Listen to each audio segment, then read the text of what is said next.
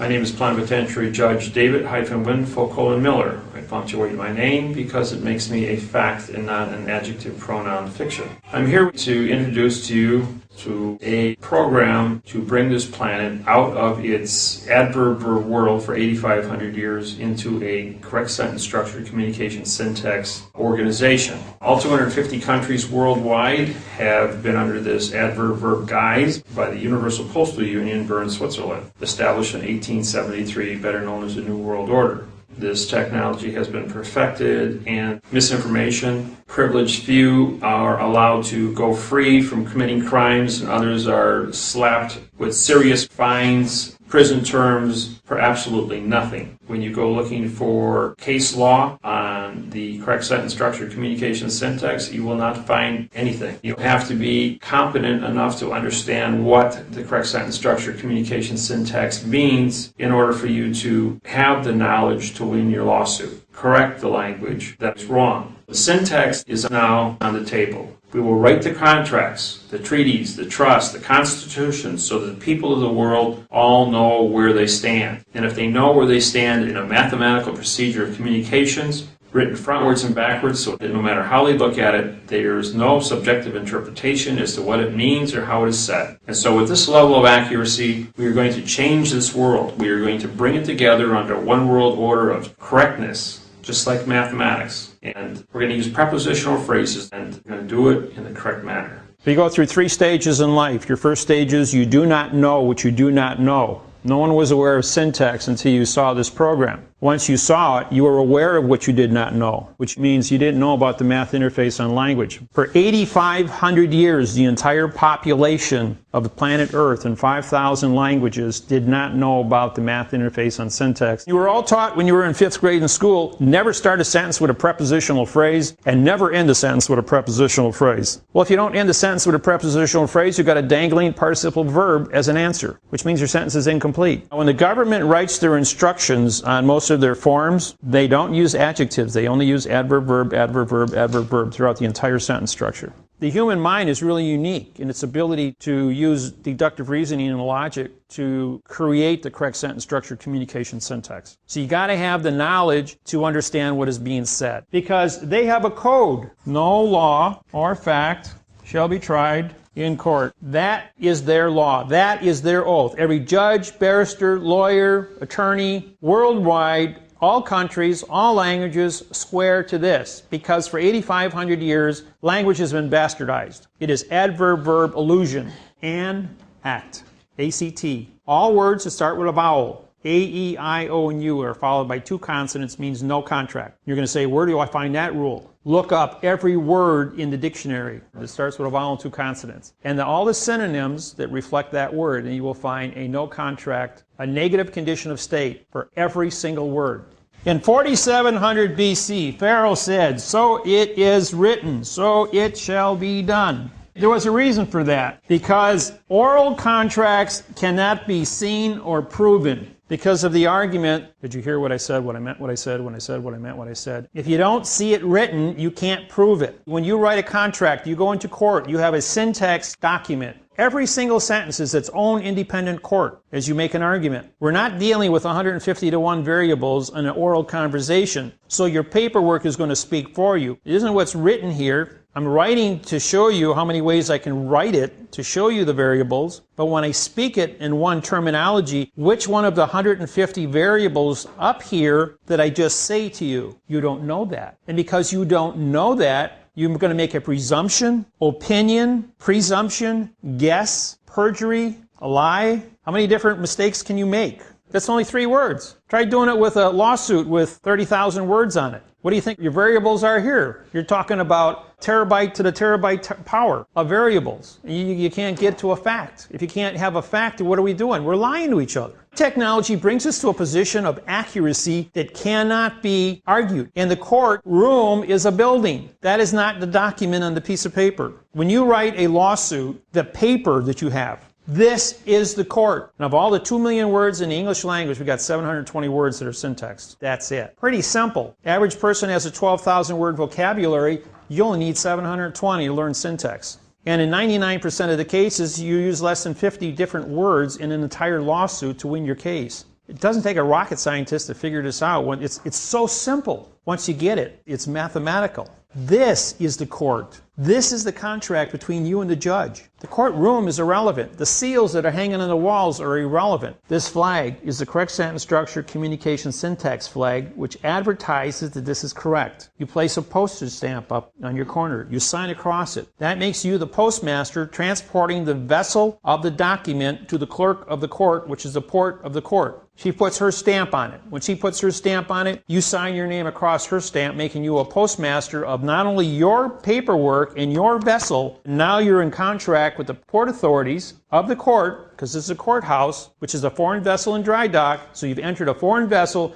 Now you're the postmaster and clerk of a foreign vessel in dry dock. Now you've got a 24-karat gold bonded document that has to go into court. But if you're going to sign the stamp on the front, you have to also endorse the back of the top of the cover page, because that's called an endorsement. How many of you can cash a check at the bank without endorsing your check? Nobody. You're going to use your navigator stamp. Your navigator stamp has 2 bars through the dollar sign. You have your dollar signs come in 2 forms. This is a Federal Reserve note, and that's a gold certificate. In the United States, since 1900, the red fox stamp was the only one that was published with 2 bars through the dollar sign. And that was published on the 2nd of November 1999, when the United States ended its 3rd bankruptcy and became sovereign. By bringing communication skills down to a math problem, we remove the ability of an individual to lose his temper or maintain an argument. What we're doing here in syntax is we're showing you that the Bible is written in the Quran, in the Jewish Bible, and all of these different communications worldwide are written in adverb-verb. They've left the words out. Why do they leave the words out? Because they can control you. So by learning syntax, you can go back and put the missing words in. In now time, you can remove the prefixes and the suffixes, which are the past and the future, and go to the root words. Then find a root word that means now time information, not the future, not a word that means no contract. If you go through any Bible phrase and you see a word that starts with a vowel and 2 consonants, get a book of synonyms, look up all the synonyms, and list those down, and put those in, and then put the correct prepositional phrase in front of that word. You will learn how to build a sentence correctly from that phrase. And that's why this technology scares the courts. Because no law, which is a negative condition,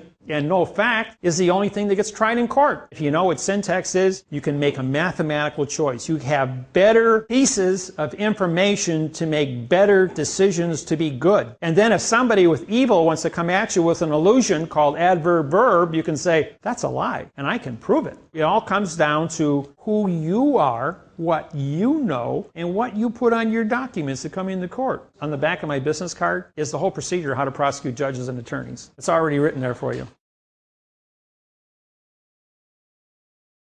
You've never had the correct sentence structure, communication, syntax, treaty on any land contract or mortgage in the history of this country's writing. It's going to be fixed when enough people are educated and you vote in syntax. We're not here to break the system. We're here to educate and correct. When I originally said to my mom and dad, I'm going to go out in the world and I'm going to teach this, they said, don't complain about the government because you don't have anything to replace it with. You can't tell somebody he's a liar if you don't have the truth in your hand. Or what my truth was, because I was misled. When you guys learn it, it just opens up your whole world. You can see a lie. You have X-ray vision over everything. Nobody can screw around with you anymore. The cops won't stop you. The courts don't want you in there. There's nothing wrong with a New World Order that's correct, where nobody can go to war anymore because you all know how to do things correctly. Having the Masonic teachings is no different than any of the religions in the world. To teach you the difference between good and evil, how to manage people. They're the ones been pulling the strings on the New World Order for 8,500 years. For every 97 followers, you've got 3 chiefs. It's always 3% manages 97%. That ratio hasn't changed since the caveman. And the cream always floats to the top. The syntax separates the wheat from the chaff. There isn't anybody anywhere on this planet today, I don't care how high up in the Illuminati they are, that I can't prove they lied. And I don't have any restrictions as to how high up I go. They still can't take their lie and shove it down our throats because we've proved the lie, we've proved the fact. These are the parts of speech. There's only 10 of them. The adverb is used more in language worldwide than any other syntax of communications. And the adverb is a modifier. Also remember a vowel and two consonants. The adverb operation of syntax is a no contract issue because you're modifying the condition of a fact. If you're going to modify something, that's perjury because it's no longer the original fact. When you take a fact and you modify it with an adverb, it becomes what's called a gerund verb, which means a noun used as a verb. It's still a lie. It goes back to a math problem. Is 3 times 3 times 3 equals 27, right? So if I have a fact times a fact times a fact, I'm going to get a fact. But if I do 3 times 3 times 3 times 0 equals 0. Or if I divide, it's still going to be 0. Because a fact times a fact times a fact times a lie equals a lie. There's your math interface. On add, subtract, multiplying, dividing, you can have a sentence with, let's say, 30 prepositional phrases, completely done correctly,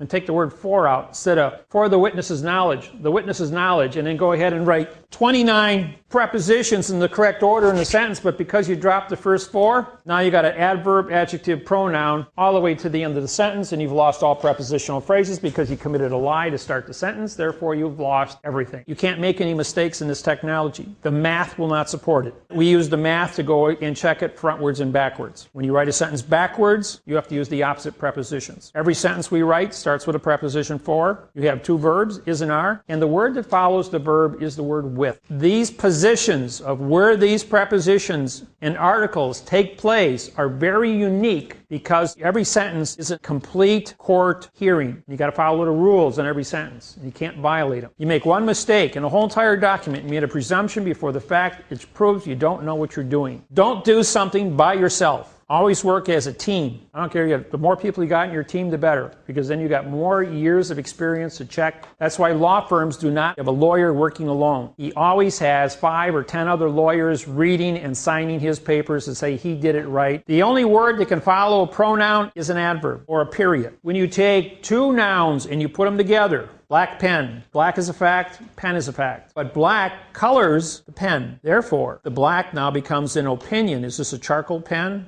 an ebony pen, or a black pen? See, I can have, there's 1,200 shades of black. So what shade is it? It's subjective interpretation as to what it means, so therefore it's an opinion. Like he has a red shirt on. Try and explain color red to a blind person that's never seen color. Impossible. So your opinion of an adjective to color something or to modify something is impossible. Therefore, your opinion, presumption, modification has no bearing with the facts of what you're trying to do. I can change the value of any word I want based on where I place it and knowing what the value of syntax is. When you're dealing with an illusion, the subjective interpretation of where you put value or the weight of that word, where you put the emphasis on that word, is going to make a determination how it is. Adjective, coloring. Adjective always modifies the pronoun. Adverbs modify the adjective, which modifies the pronoun. Pronoun is any word that stands alone. Pen is a pronoun because there's no contract to make a determination as to what this means. The position is the terms of what your contract is. And once you have your terms of your contract established, we then can have the lodial ownership, which is original. And with these two together, we now have a fact. And once we have a fact, it will become the positional lodial fact phrase. And then you have past time. Past time would be words that end in ed, or the adverb from, or the prepositional phrase from. Either way, you are removed from now time. There is no such thing as the past or the future. There is only now time. You will always be in now time. The future is a crapshoot. Hasn't happened yet. We'll figure that out when we get there. So it doesn't happen. And the conjunction is and or. Again, and or you have to define. It's not a presumption. The word and by itself is not a conjunction because it doesn't attach to anything. It's a pronoun. Or is the same thing. It's a pronoun unless you take jurisdiction for it. Every word that you use on your papers, you must define those. You want an and or as a conjunction and an is and an are as a verb, you have to separate a definition under your abbreviations and say these words mean these things and put it right up there at the beginning of the document. That way a judge can't say, that's going to be used for the and. If I say for the and, now you made a noun out of it. Or the and. Does an adverb making and a verb? I changed it again. Take jurisdiction for how you use it. We start every sentence with for because we found it was the strongest preposition to start a sentence because it takes you into an argument. Takes you into the facts. Of was then used as the for of the effect. We only have two prepositional phrases in front of the verb. Then you have to define whether or not the possessive knowledge that you've claimed is a plus or minus. Or are you looking for a reward or a damage? These are your nouns: author, contract, terms, claim, fact, and claimant's knowledge. You can put those any place, move all the terms around, and the sentence will still mean the same thing. So there's 6 different ways you can write the sentence forwards, and 6 different ways you can write it backwards, and it will still say the same thing. You know you did it correctly. Advertise syntax on open television or radio or the internet to create awareness of the syntax in the condition of language and then have it voted in. And once it's voted in, then the government will have to change because it's the will of the people, where 51% are going to make changes. Correct sentence structure, communication, syntax